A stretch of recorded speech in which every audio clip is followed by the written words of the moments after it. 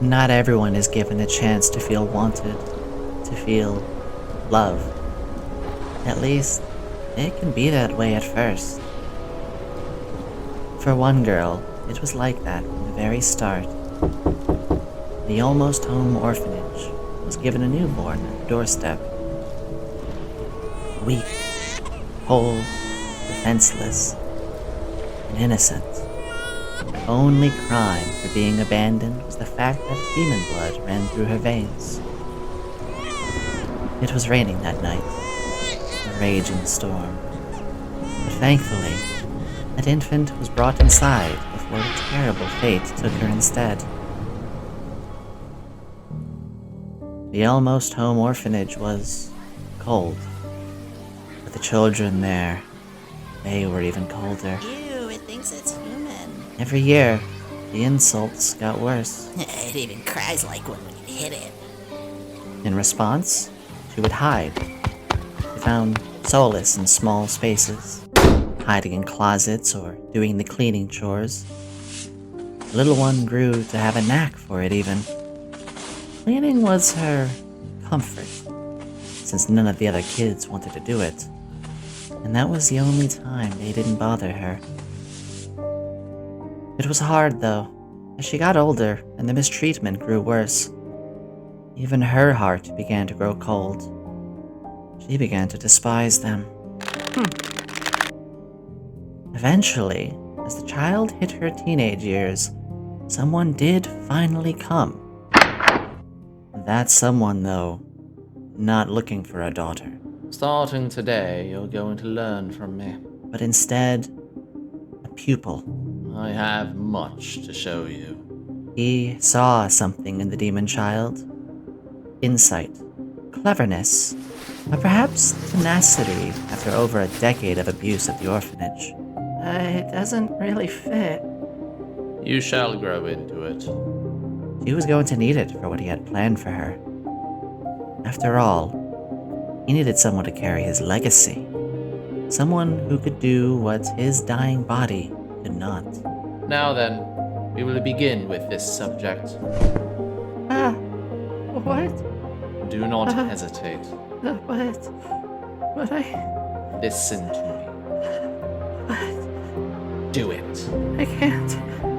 Obey. What? You don't want to be sent back there, do you? It was terrible. But was it better than the orphanage? She wasn't abused. She wasn't mistreated.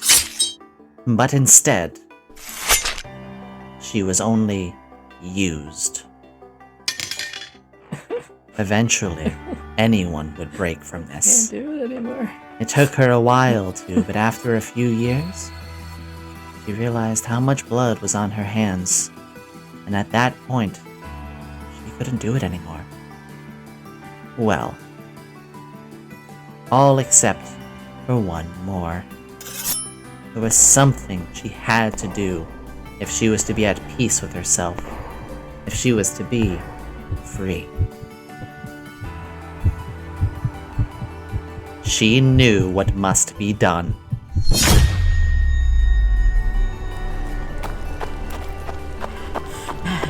All alone, it was cold, just like the orphanage.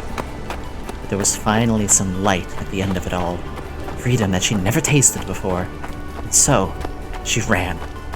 She ran until her lungs burned, her legs wanted to give out, and her heart nearly burst. But eventually, she found something. Even if she did pass out from the exhaustion right after.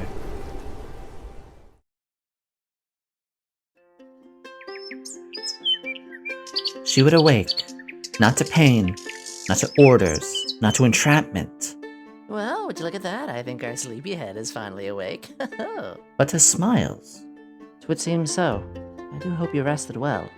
The townsfolk who were relieved, who nursed her to health and showed her kindness. Kindness she never felt before, and she never will forget.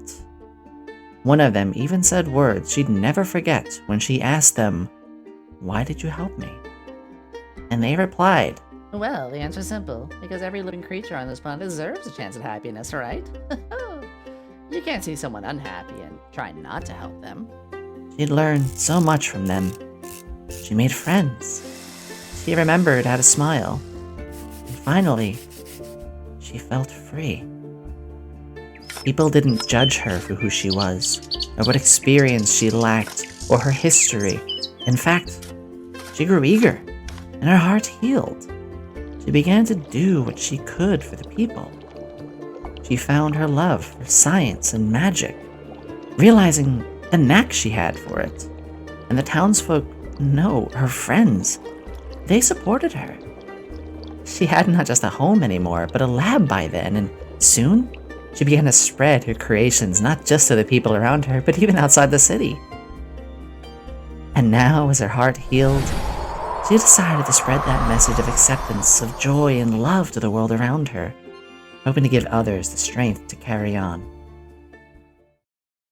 Earlier, I said not everyone is given a chance to feel wanted, to feel loved, or at least they can feel that way at first. But you know what? You can change that.